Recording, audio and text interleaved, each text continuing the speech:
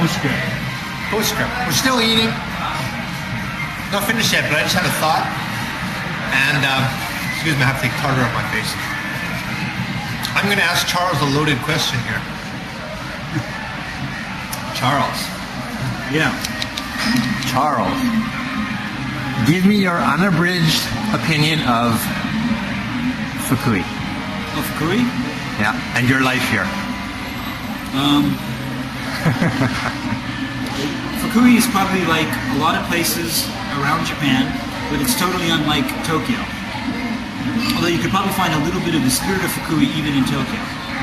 And it means, for the foreigner here, it means, life as a foreigner in Fukui means like self-reliance, independence, isolation, to the point of being crazy. Yes. And Fukui doesn't rhyme with anything that I know. Okay.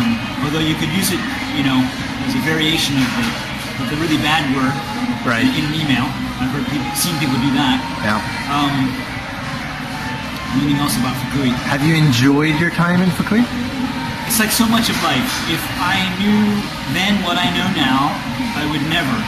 But you can't go back and redo it. So it's like part of life. Will this time in Fukui help you in the future? Yeah, probably because in the future, wherever I go, I will have to be self-reliant and isolated, etc., to the point of being batty. Because and one reason why that will be so is because I wasted or spent 17 years in Fukui, and I have no life anywhere else. So, if you could have lived anywhere else, would you have chosen a different place? Yes, Siena, Italy, but they didn't want me. No, not to teach English or anything. So. But you could always go back and grow your hair long and become an artist, maybe. Yeah, that's the other thing, though. As you age, those things don't mean anything anymore. So that's the other thing about sort of Fukui has taught me acceptance. That's the word. In a word. Acceptance. Tolerance. Acceptance of everything.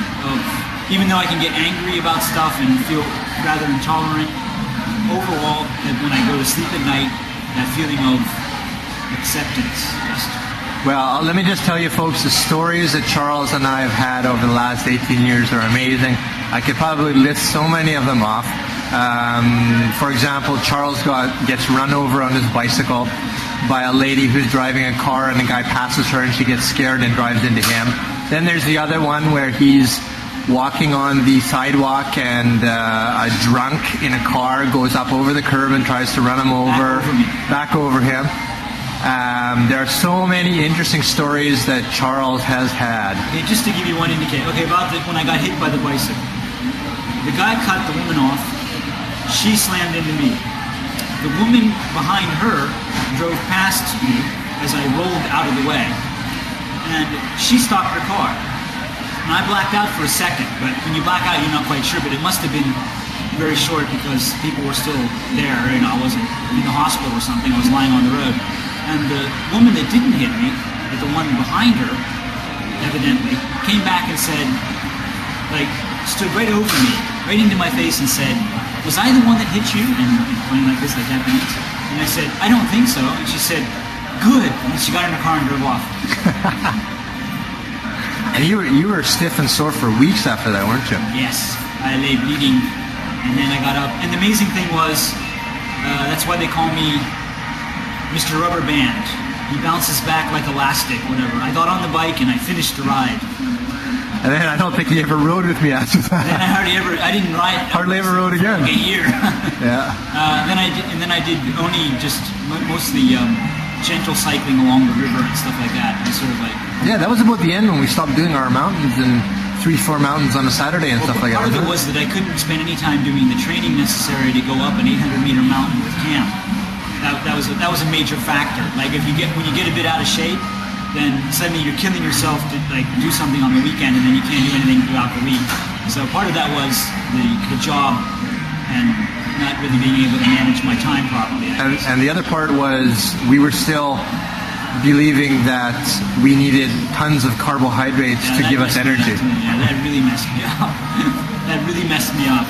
The high carb thing in cycling Yeah, it really messed me up, actually. Yeah. Charles, I've told everybody on the blogs, you know, you're kind of famous for a certain kind of, you know, horse quote. Do you remember that quote? Can you tell us all what it is again? Is this G-rated or PG-rated? It can be anything you like. What was it? If you eat like a horse, you're going to shit like a horse. That's right. And that's what carbs are all about. That's what eating oats and all that stuff is like. Yeah, exactly. All right, Charles. Well, thanks for the postscript. It's been another wonderful video, and I'm enjoying spending this dinner time with you. To all of you. Okay. See you later again. Later.